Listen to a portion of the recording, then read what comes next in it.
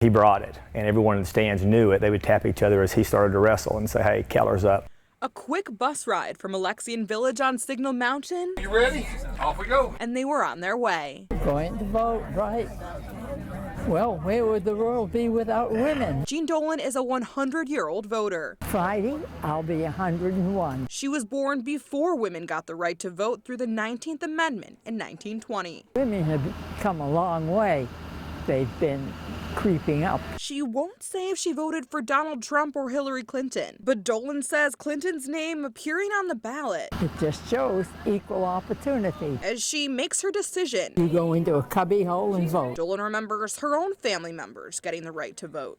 Oh, it was exciting. The women were exciting. Also making her way to the polls, Stay in the bubble lines when you vote. 96-year-old Doreen Collins. I'm glad she's running.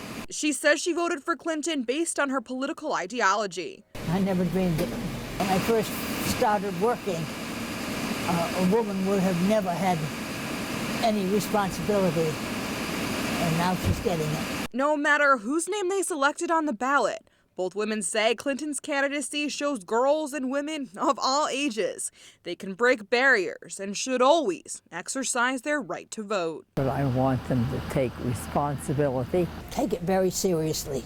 It didn't come easy. It takes patience and strategy How about that one? to find the right fit. This is gonna be my pumpkin. Austin Hamrick and his son Rylan are happy to be back at the pumpkin patch. It's first really fall-feeling day. Corbin Leach also came with his family Well, we normally come out here once every year, after a long break. but we decided to wait a little longer this time just because it is feeling a little cooler now. I mean, this recent heat wave has kind of kept us away. We usually come a little earlier in October. Leach isn't the only one who held out for change. Director of Operations at Old McDonald's Farm, Brent Crowder, says apart from Saturday, Feels like it should. things have been slow since the farm opened early last month. It's been pretty miserable for the staff and our visitors just because it's too hot for what we do. It's nicer now, but this season is the toughest Crowder says he's seen. We've dealt with a lot of rain, we've dealt with a little bit of drought, but we've never dealt with heat and drought like we have this year.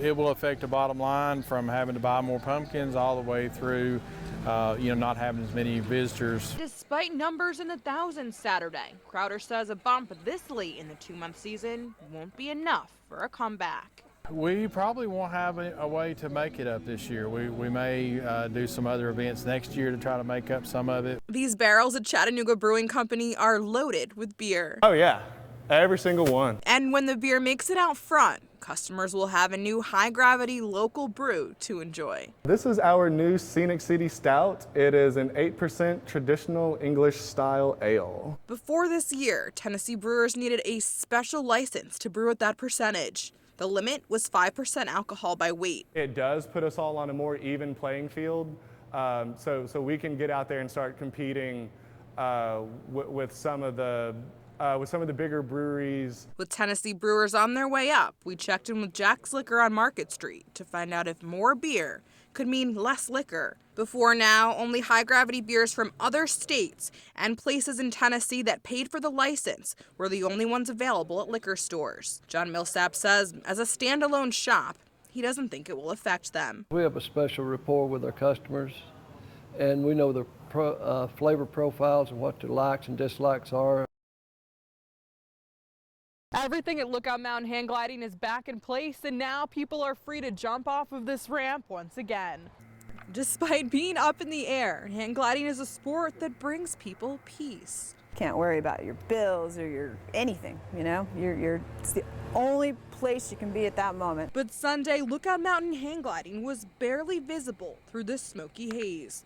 With unpredictable updrafts and an even more unpredictable fire, the Georgia Forestry Commission told Pro Shop manager Jen Richardson they had to evacuate. They were gonna do like a backburn around our structure to protect us from the fire that was potentially going to move this way. Richardson got with coworkers and pilots, and they moved everything off site.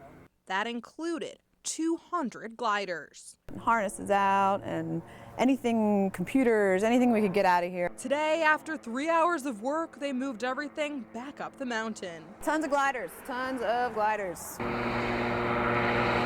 At noon Sunday, people were free to glide again. We had about 25 people booked yesterday that couldn't fly. Probably another maybe 15 or so this morning. Richardson says she's not worried about any financial losses from Saturday. She's just thankful the business is still here. People are very patient with this sort of thing, and they'll come back. We'll schedule them again. Mill Creek isn't their normal fishing spot, We wanted to mix it up. but trying new things We thought we were going to come out here and catch some fish, but instead we found a man. didn't go as planned. I was standing right here getting ready to cast my line, and I seen Hunter go up on that pipe. And sticking out of the water And I see some boots right in there. was something worrying. And so I was gonna make sure if it was just a boot or it's a body. But there was a clue. There was a strong odor down here, so we knew something had died. Seeing the man's stomach and gloved hand, the boys knew they had to do something. I looked up under this bridge, and I saw a cop car stopped at that stop sign. And we just took off running.